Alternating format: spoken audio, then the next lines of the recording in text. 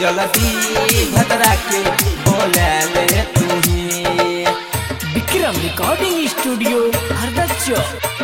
जल्दी भद्रा के बोला ले तुम्हें। Music by Neha Navneet Raja.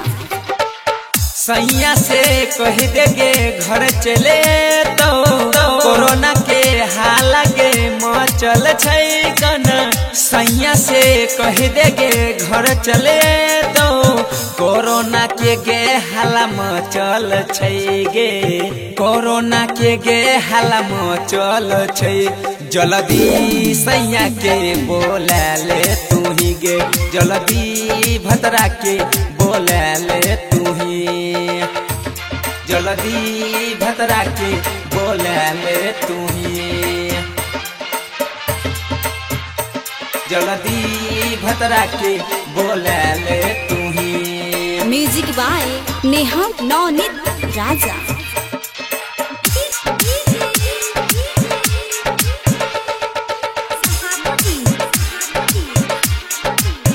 Train में भीड़ बढ़े तो कहिया गे ठीक से तो ठीक से तो नहीं कर तो ऊ हला छौरी आराम से चल ऊ आए तो चल ऊ आए तो कहिया गे मास्क लगा के ऊ लोग से बचल के रहता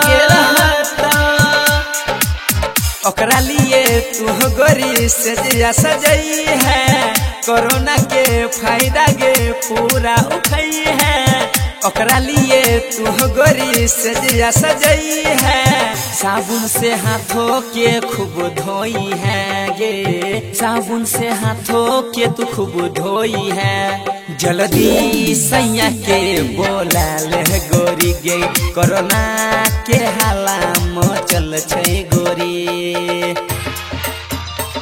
जल्दी भद्रा के बोला ले तू ही। म्यूजिक बाय नेहा नवनीत राजा। जल्दी भद्रा के बोला ले तू ही।